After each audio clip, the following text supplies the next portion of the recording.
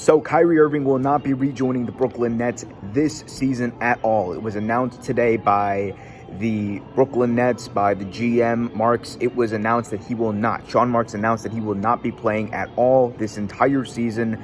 And it's a big deal for the Brooklyn Nets. It's a pretty big deal for the NBA. Let's kind of take a look, though, at what exactly transpired over the past number of weeks. So Kyrie Irving came out, and he was one of the big players who came out against getting the vaccine. He said he did not want to get vaccinated, and it became a problem when the city of New York put down restrictions for people who want to enter arenas in the city of New York. In order to enter an arena for a sporting event, and even if you're an athlete, you have to have the vaccine for the COVID-19. Kyrie Irving did not do that. Kyrie Irving said that he was not going to get vaccinated. He has his reasons. I am not going to debate those or whatever right now because we don't have enough time for that. But he said he's not going to get vaccinated, so therefore he was not eligible to play in at least half the games this year. You also have to factor in the fact that they have to play the Knicks, so you eliminate those games. You have to factor in the fact that in Golden State, in San Francisco, very similar limitations apply, so he wouldn't be able to play those games. So it looks like Kyrie Irving was just going to miss a lot of time. And Sean Marks, who's the GM, he talked to KD, he talked to Kevin Durant, he talked to James Harden, he talked to multiple players on the team, but those are the two big ones that he definitely talked to before making this decision. And he came down to the conclusion that it is better for the team to go in as a cohesive unit. It's better for them to all go in as a unit and play all games. If you're not going to be here for half the season, or if you're going to be there for half the season and not the other games, then it's not going to be what's best for the team. And Sean Marks made that clear. He also made clear that Kyrie Irving is entitled to his opinion, and they respect his right to have his opinion and have his control over his own health. And again, not debating that either. But what I will say is that I understand the Brooklyn Nets' thinking, and it makes total sense. And if KD signed off on it, I think it's a big indication of where the Nets might go on from here. So where do they go from here?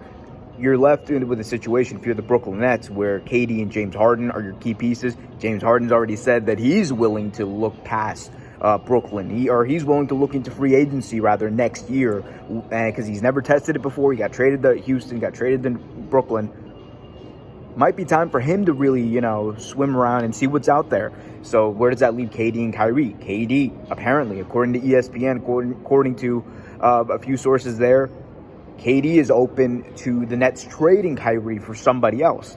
And then you have to think about what would they get in return for Kyrie. Would Kyrie want to play there? Would he just retire? I'm of the opinion that Kyrie would probably just retire before he even got to that point. And because that's something that he's indicated, that's kind of fits what he's been known for over the past number of years.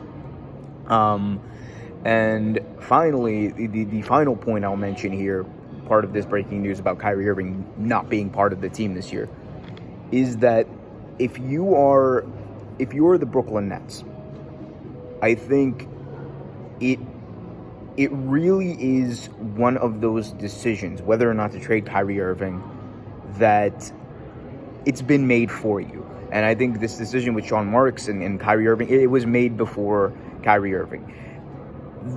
He talked about in his comments today, Sean Marks, the GM of the Nets, he talked about the need for sacrifice and players sacrifice for their team. And that is something we've seen.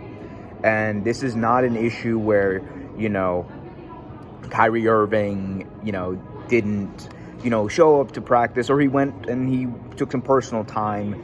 This is different. This is him not putting the health and well-being of himself and the players and the cohesiveness of the team before his own beliefs, whatever they may be.